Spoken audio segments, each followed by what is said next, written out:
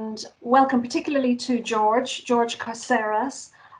George is a friend and colleague and is an executive team development coach, specialist in building team excellence, the founder of the TeamUp Playbook, and also about to publish a book on the topic. So, George, that's a big intro. So, looking forward to the chat. Thanks for having me, Joe. I'm happy to help. Thank you. As you know, we're very big, and I'm really excited about building a culture of feedback in organizations. And that comes in many forms, many ways of doing that. And I suppose, obviously, your expertise is around teams and building that culture of feedback around teams. So it would be great if you could tell us a bit about your research, how you came up with the TeamUp Playbook and what it's all about. Sure. Okay, so the TeamUp Playbook is a code that we've developed based on about 4 or 5 years of academic research. We looked at all the predictors of performance of a team, and then we tried to understand, was there an order to build a team? It's teams are very complex emergent systems, so putting a code onto how do you develop a team has been something which is beyond the realms of many of us, right? Because it's so complex. And we discovered through the research that there is a code actually, and so we're introducing it. It's different actually to what a lot of people imagine the code or the order to be. So when you say code, do you mean the order that things happen in within the team? The order in which, if you were a team leader or a coach, you would be advised to work on the team, to develop the team. So it's like a playbook of what do you do in what order, either a new team or even an existing team. And the code really is the shortest code we can have in science is 3, and this is a code of 4. It's actually a code of 3 in terms of development stages, and then the 4th one is the outcome. But the code is very simple. It's get set, get safe, get strong.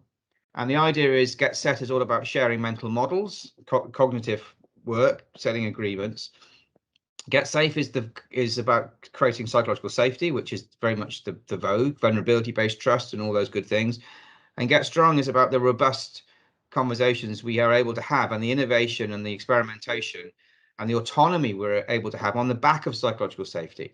So the code and within the code, there's also subcodes. So we have 9 skill sets, and we have done our own research on the back of the academic research, and we've tested 172 team members in about 24 different teams, and we've done regression analysis, and we have a very strong, extremely highly significant predictive ability that if a team is strong in, well, first of all, getting set predicts get safe predicts get strong, and get strong predicts get success. That's the first thing.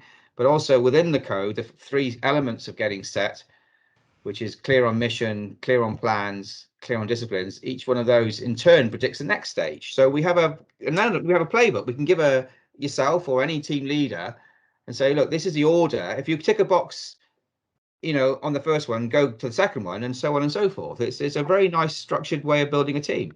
Mm-hmm. And where does that assessment come from? It comes from the team members themselves. So this is about this is now about feedback, okay, I guess, which is we tend to measure 360s, as you know, because they're the tried and tested, very important way that an individual can get feedback. But teams, we don't really have a valid, not that there aren't that many very credible assessments that measure team performance, and they tend to be either very academic or they tend to be a bit lightweight. So what we have is a set of 36 questions, 9 questions per each element of the code, and it's like an MOT for a team, right? So a team would complete it themselves. You get an average score, and then depending on the average score, we go, okay, you need to work on how clear the goals are. You need to work out how clear the role responsibilities are. We need to work on how well you're listening. You need to work on how well you are experimenting, etc., etc. So we have a self-assessment that we use. Yeah. And so all of the team are involved in giving feedback on the team. Yeah. And then that goes into a report and that's shared. So again, that's another element of feedback. Presumably you help the team then to share Yeah. that feedback. Yeah. So that, I guess if you want to do 3 levels of feedback here, there are 3 levels of feedback going on within the process of the TeamUp Playbook. One is the fact that they're going to get a feedback report. So that's feedback itself. How are we doing as a team according to report?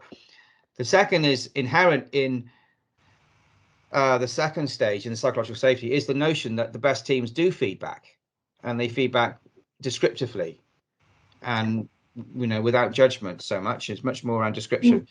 And so we are expected it, and the code includes feedback. So that's a skill that any team that wants to do well has to have, and the individuals in that team have to be able to do that. And then the third level of feedback in the report is the idea of retroflexion as a skill itself, right? So in order for a team, one of the things, reflexivity, retroflexion, it is about one of the academic findings that is very compelling is this notion that teams that look at themselves in the mirror and talk about and feedback how they are working together on a regular basis outperform those that don't. Right. So this is team level feedback. Often with feedback we talk about individuals. So Joe, I'm going to give you some feedback about you and how I experience you and so on and so forth. Of course we want all that, but team level feedback is the mirror the whole team looks into collectively. It's a very different form of feedback. It's about the whole team talking about how are we working together? Are we providing a safe environment? Are we clear on our on what we're doing here? And are our meetings working for us? Yeah. And that's a team discussion, and that's often not done. We haven't got time to do that. We're too busy charging through our agendas. Yeah, yeah. Yeah, that's really a good point. And I guess so many of us, well, we work in teams. It's very seldom we work in just like individual, as a total individual. So therefore, pretty much this would apply to pretty much most people in the workplace. I think the times are changing now, and it's time, in my view, to shift the dial much more away from individualism to collectivism and much more towards the team. We live in a world now which is dominated by digitalization, by cross-functional working, by lots of different teams. Most organizations I work with want the same cultural phenomena, which is high de-siloing and working for the greater good and more collaborative working. And so that means essentially we have to be great team members, and leaders have to lead great teams. And so this is really, I think, the future. And then so the industry is light on good team working methodologies and principles, and it tends to have been more well rooted in individual leadership development, psychometrics. And now I think that organizations need to move much more towards teaming as a principle. So it's the team's time has come, as it were. Yes, it's essential. And if you look at all the what's happening in our workplaces, collaboration and virtual working, and the need to innovate, the need to move fast and adapt. We don't adapt or innovate individually, we adapt in teams, and we have to work much more collaboratively. So teaming is such an important skill. And that really, that covers what I was going to say. I mean, you've covered that already, which was why is it so important? And, you've made a great case for why it is so important now. Well, the other reason to add, if I can, I mean, it's a really good question, Joe, is mental health, is another thing, right? So, mental health, I think, and resilience and being able to be safe in the workplace and speak out. They say, well, is that to do with my relationship to my boss? I think it goes beyond that. It's a team phenomena. Psychological safety is a team construct, team. So one of the reasons I like what I'm doing is because I believe that a good an effective team is also a mentally healthy team as to go together. And I think mental health is high on the agenda. The other is, of course, is diversity. Diversity is key, and diversity really is about respecting differences. Yes. in a team. And you know, we also have I think we have extra regulation and compliance now as well. So that requires us to operate you know, collaboratively with different teams, that we have to tick boxes, and we have to be able to um, um, hold each other to account, and you know, we have to be able to be honest and brave enough to whistle blow, you know. And so these are all Mm. constructs which are supported by organizations that understand how teaming works. And again, it goes back, George, I think, to that whole idea that if that is happening in teams, then the whole organization is benefiting through being able to have more honest conversations, being able to feedback more safely and more confidently. And that's got to be a good thing across an organization, right? Well, I think it's a good thing for the reasons you've given, because if we feel we can't speak out, Yeah.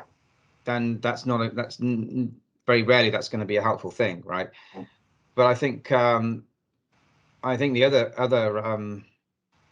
other consequence of the need to team is that we have to be able to talk about our relationships and how we are working together. And if we can't talk about our relationships in the team and between teams, then by nature we don't really have a relationship, because we can't talk about the relationship. So we're stuck in that. Okay. And so be able to talk about how we are working together and is a very important construct that requires good speaking skills, good listening skills, good levels of emotional intelligence, good feedback skills. You know, there's a lot of things going on there. So feedback is absolutely Yeah. so important. Mhm. So, can you give me an example then of something that you've done, you know, work that you've done, you know, on just like an example of what you've done recently with the TeamUp model, for example, just so, you know, listeners and viewers can get an idea of how, at what stage would a team say, actually, we need this? So, what Yeah. would be the driver for it, and how would it work? So, okay, so let's think about my diary this week. Yeah. What's Okay. left of this week, right? So, gosh, it's been a long week. But so Monday I did an offsite, well, a virtual offsite with the London Air Ambulance. I do some pro bono work, and the London Air Ambulance is one of my, you know, one of my clients. Mm, Fantastic example of extreme teams where they have to work, yes. you know, together. And so that was so he gave the playbook to the to them to score themselves, and there was a difference between those that were full-time um, paramedics and those that were part-time, because they have different invested time. They're just totally natural. So we had a good conversation in the room about, Mm, well, first of all, are they a team or are they a community? You know, and what does that mean? Because are they a community of teams? Because they don't work as a team per se. They work in pods with consultants, and right. they go onto the helicopters, go off to these traumatic incidences in London, and they have to quickly form a team within that 4 or 5 group. Right. So they don't really act as a team themselves. Mm, They kind of they're a community that go into teaming. yes. So understanding that, I think, was quite a useful conversation. Mm, Um, so then that was on Monday, and then Tuesday I did a virtual offsite with a proper global virtual team. Okay, so we had one person in Mexico, another in Hong Kong, another in Dubai, another okay. in Wow. Cyprus, all over the world. Yeah. Okay, and so I gave them the playbook, and as we see in a global virtual team, being on the same page, which is all about getting set, is not an easy. You know, we talk about wanting to be vulnerable and get to know each other and all that kind of good stuff. That's secondary. The code says that's secondary. The first thing is, do we know why we exist? Do we know what our goals are? Do we know role responsibilities? Do we have agreed ways of working? And that was a team that needed to do that work. We spent all day in that space, even though the client said to me, you know, we're virtual, we'd like to you know, get to know each other. And I said, okay, well, you can do that, but if you want to be a more effective team, I wouldn't start there. I'd start in building cognitive based trust, and then from that position, when you get that level of understanding, then and only then do we start to work with who we are, because the evidence suggests that that is supported by being set. Yeah. That makes sense. Yeah, get that. And you get momentum, and you get this thing called cognitive-based trust, which is you create this thing called swift trust, which is where we start to trust each other quite quickly, and we assume that we're good and we're expert, just like the extreme team and the paramedic team. So that was my Tuesday. Okay, so that was another example. And then Wednesday, where was I on Wednesday? I was working with I was starting a piece of work with a client, and this is a nice example of how the playbook can be used. So they want to save a very large amount of money. Okay, as an organization, they're a retailer, and they've never managed to work cross-functionally particularly well. So in order to save money and reinvest into digital, become a digital native organization, they have to really work cross-functionally. So they're investing in their leadership development, but they've decided quite, I think, extremely intelligently, in my view, to look differently about the leadership development and to think about how they develop themselves in cross-functional teams to enable them to find the cost, but to develop, by doing that, something amazing, which is to crack this siloed mentality at their top 35 leaders, so they really do become a community of, and to work cross-functionally and to create a. And so I've started that piece of work with them, and so yeah, so those are 3 different examples. Yeah, it's amazing. They're quite different, but all critical, really. Particularly the leadership one. I think leadership development there's great work, leadership development goes on. But thinking about leaders in terms of actually being a team across the organization is probably less common. We tend to think of leaders as individuals. Well, that's the nub of it, Joe. That's the nub of it. And you think about, why does a leader exist? Okay, and you say to especially the most senior leaders, you say, you realize you're only as effective as the team that you lead. You can say that to anybody, right? And they don't. That's not understood as much as it needs to be, and therefore the leader exists in relation to the team, and the team will exist. They're part of the team, and I think we spend a little bit too much. Leaders spend too much time, because they're so-called talent and they have egos and they're interested in themselves, quite rightly, right? They want to know about themselves and impact. But it's I've seen so many times, I look at a 360 and I look, okay, this leader is an excellent leader. And then I do a team diagnostic, and the team diagnostic using the playbook is quite different to the 360. So I think the 360 is very important, but to be accompanied by a team, you get a much more fuller picture of the impact of leadership, not just the skills of a leader. Yeah. That sounds brilliant. It's a great piece of work you've done there. So going back to the culture, building the culture of feedback then, what are your thoughts around that? Where would you start? So you've given us 3 really great examples. So how do you get started, when you're starting to look at a team and thinking, okay, now we need to talk about the team, we need to get the team all heading in the same direction, I'm a team leader. What do you do? So I start off with the science. I say, look, this is a journey. We have to sign up to a journey of development as a team.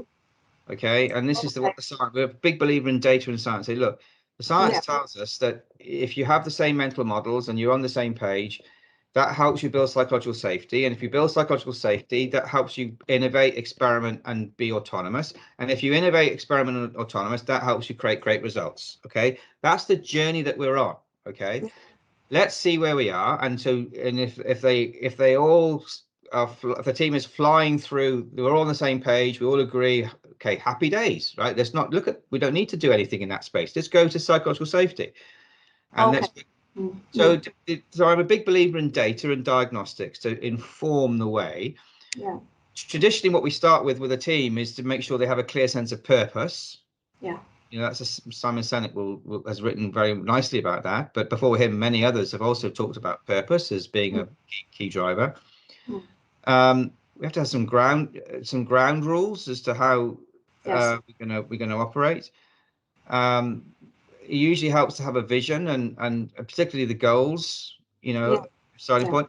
to talk about if you've got to go back to your question about feedback, one of the key things about feedback I find is, first of all, before we get into the skills of feedback, because giving feedback is a set of skills and techniques in many ways, we have to, first of all, I think, understand the responsibility we have to give feedback, and that it's required in our roles to give feedback.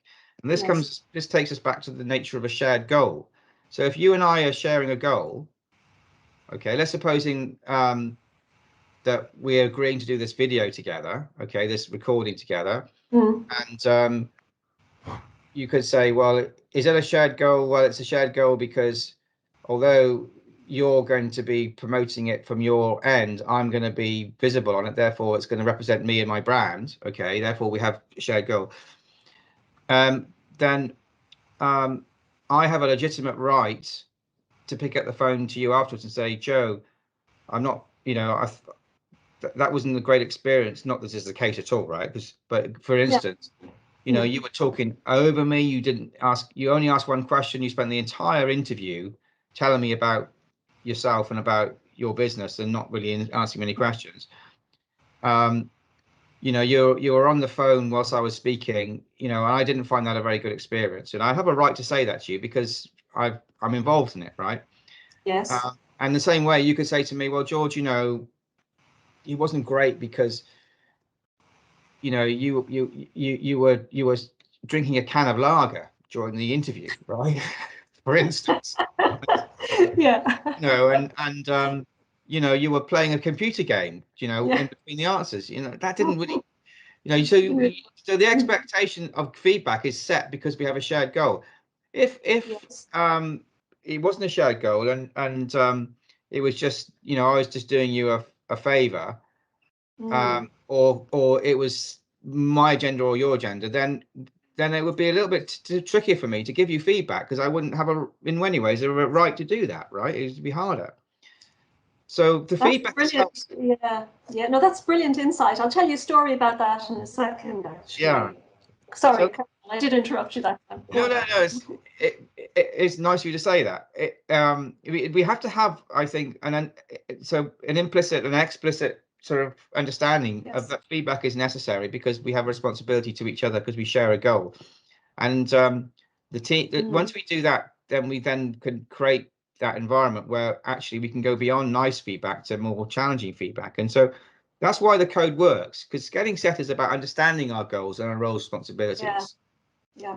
First, then getting safe is about how do I give you feedback in a non-aggressive, you know, personal way, and how do you receive that in a way which allows me then to feel that you're not being defensive or you're attacking back or something, right? So you know, and then so that sort of creating the safety to do that is necessary. And how we create safety is by vulnerability and talking about things we're not so good at, asking for help, showing good empathy, and having a learning conversation allows us, if we can do that, to have those type of conversations. So the code builds that in through. Get set, get safe, get strong with the robust feedback. So I hope that answers your question. I'd like giving very long answers, by the way. I'm sorry, but no, that's great. No, that's great. Long answers are great, particularly, you know, first of all, every time, you know, you do give your answer, it builds up on my knowledge and my sort of what I know already about TeamUp.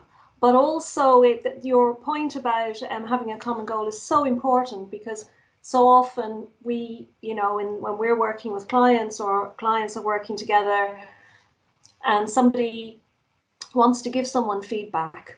And I've had this happen myself. In fact, this happened personally to me. I had a friend who decided she was going to give me feedback on something that was a bugbear for her, clearly. But there wasn't an agreed goal. And I wasn't very happy about that. And I always think, well, hang on a second. Yeah. I didn't ask for this feedback. Yeah. And it wasn't just the fact I didn't ask. It was the fact that there wasn't a common interest or a common goal for her giving that feedback. And that's why I think that's such a brilliant insight. Yeah. And so important at whatever level you're doing feedback, I think. Yeah, it's why people don't give feedback, because they fear that might be perceived across that way. And it's why people don't like feedback if it's given with that, you know, intention. Yeah. So you have to ask, you know, we don't have to ask permission if we have a shared goal. We don't have to say. It sometimes can help to say, would it be okay if I was to say something that affected me? And being gentle with our requests is a nice way of doing it, and not using feedback. Because if I say to you now, I'm going to give you some feedback, Joe. If you said that to me, George, I'm going to give you some feedback, I'll be thinking, oh God, oh my goodness, what am I going to hear here? You know, it's like, you know, I'm going to give you some I'm going feedback. to feedback you. Yeah. Oh, it's like I'm going to throw a spear or something. So I think we just got to be careful about, I'm going to get this. Let's have some, going to give you some feedback. It's much more around, look, in fact, I wouldn't ever start the conversation with, can I give you some feedback? Can I give you feedback? It'd be like, this is something I want to say to you. It's important to me, and avoid any of that labeling. It's probably a good thing, right? Yeah, indeed. No, that's great. George, that for me, that's been incredibly insightful and really informative, and I think it will be for those watching as well. Is there anything else you want to add? Oh, actually, I meant to say to you, when is your book coming out?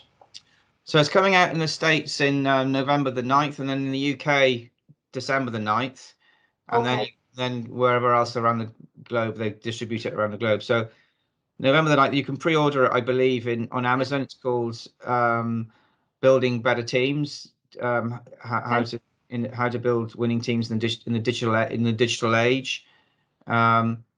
Oh, great! So it's not it's not a hard read. It's got some storytelling from extreme teams, and you know, I've written it so that it's very accessible. Hopefully, it's written in the way that I'm talking now, which I hopefully is, you know, it's kind of grounded in science, but it's not it's not academic. It's more, you know, more accessible, I suppose. Yeah, sounds great. And are they doing an audiobook? They're going to do it'll be on Audible as well. Fantastic. Yeah, I'll put my order in. Yeah, and so yeah, and then it's one of three. I've got a 3-book contract, which sounds very glamorous, but actually, that having written the first one, I'm thinking, my goodness, you know, that's another 2 I've got to write, so it's quite a lot of work. Yeah, that sounds like a lot of work, but I've enjoyed it. You know, like I said to you at the start of this interview, or before we went on air, I quite like, you know, expressing myself. Spouting off was the word I used to you, right? You know, just I quite like expressing myself. So writing a book is quite healing, quite therapeutic for me in many ways, right? It's quite good for me to do that. So it also might explain why I've got grey hair or lack of it, and you know, bags under my eyes. So it's quite tiring as well. But yeah, quite a challenge. That's great. George, thanks so much for your time. Really appreciate it. Thanks for inviting me, and thank you for interviewing me. You know, very, very nicely. If I can give you some feedback, it was wonderful. You know, nice smile, nice pauses, and gave me lots of time, and so I felt very comfortable in the interview. So thank you very much. Oh, thank you, George. And again, appreciate all your time, and I'll let you get on. I know you've still got a busy bit of the day left, but thanks again. My pleasure.